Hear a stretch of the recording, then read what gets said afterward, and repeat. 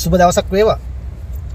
අද ඔයාලට කියන්න යන්නේ ඉතාලියට ආපු කාන්තාවන් දෙදෙනෙකුට වුණු අකරතැබ්බයක්. මේක ඇත්තටම මේ හරියටම කිව්වොත් හොරකමේ ගිය කාන්තාවන් දෙදෙනෙක් කියන්නත් පුළුවන් සත්‍ය සිදුවීමක්. ඔයාලා මේ දකින්නේ මේ ඉතාලියේ තියෙන ප්‍රසිද්ධ රෙදිපිඩි කඩයක්. ඔයාලට මේ ෆොටෝ එකේ පේන්නේ ඒ කඩේ. ඉතින් දවසක් නිමාඩු දවසක මේ වගේ මේ එයාලගේ මේ ශාඛාවක් මේ කඩේ මේ ශාඛාවට එක්තරා රටක කාන්තාව දෙදෙනෙක් ගිහිල්ලා තියෙනවා. මේකේ පොඩ්ඩක් ඇවිදලා ඇතුළට මේ වගේ මෙන්න මෙහෙම ගිහිල්ලා ඇතුළට මේ පොඩ්ඩක් කරකිලා මානසික ආතතියක් නැති කරගන්න පොඩ්ඩක් වටේ පිටේ කරකිලා බලලා ඉන්න රෙදිපිඩි අත ගන්න අපේ ගෑනුවයි කැමතිනේ. ඉතින් ඔහම මේ කඩේට ගිහිල්ලා තියෙනවා. ගිහිල්ලා ඉවරලා කොහොම හරි ඔය අතරේ ඉන්න ගමන් හොරකමකටත් නෙමෙයි ඇත්තටම නිකන් විනෝදයට වගේ මේ දකින්න මෙතන තියෙන මේ තියෙන්නේ ඔය ඉමිටේෂන් කරාඹු වලලු මාල ඔය වගේ පොඩි මෙතන පොඩි අයිටම් වගේක් තියෙන්නේ මෙතන. ඉතින් එක කාන්තාවක් මෙතනින් යම්කිසි බඩු ටිකක් අරගෙන හිමීට අනිත් කාන්තාවගේ බෑග් එකට දාලා තියෙනවා. ඊට පස්සේ මේ කඩේ වටේ කරකගෙන ඉඳලා ඕමම දෙන්න සේප් එකේ එළියට ගිහිල්ලා තියෙනවා. යද්දි කොහොම හරි මේක අර මේ එළියට ඇද්දි මෙතන මේ කඩවල වල තියෙනවා පොඩි මේ එලාම් එකක් වගේ. ඒ කියන්නේ මේකේ ටැග් එක ගැලුවේ නැත්තම් එතනින් යද්දි එලාම් එක වදිනවා.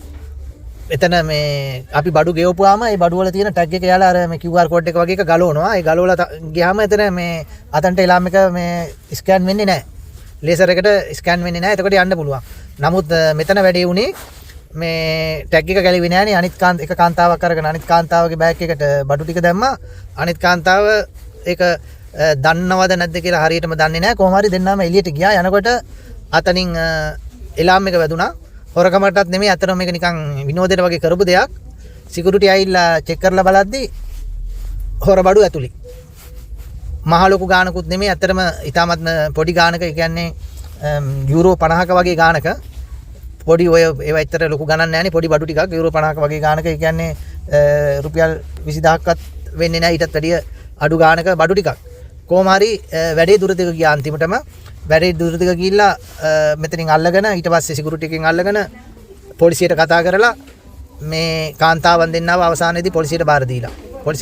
පොලිසියෙන් ඇවිල්ලා මේ දෙන්නටම මාංචු දාලා තමයි පොලිසියට අරන් ගිහලා තියෙන්නේ. දෙන්නම මාංචු දාලා අරගෙන ගිහිල්ලා ඉවරලා මේක මේ කතන්දරේ දැන් ලොකුවට යනවා. අවසානයේදී දැන් අන්තිමටම වෙලා තියෙන්නේ මොකද්ද?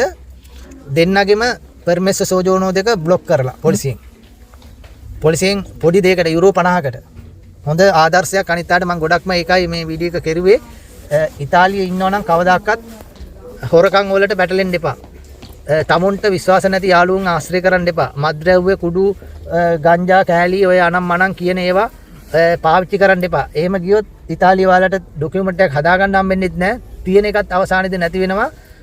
විශාල ගාණක් ඔයාලට වීදම් කරන්නත් වෙනවා. අන්තිමටම ලංකාවට ඉස්සතින් තමයි යන්න වෙන්නේ. ඒකින්ද ඔළුව කල්පනා කරලා වැඩ කරන්න වෙනවා. මේ දෙන්නගේ ස්ටෝරිය අන්තිමටම අර දෙන්නගේම සෝජෝන දෙක බ්ලොක් කරුවාට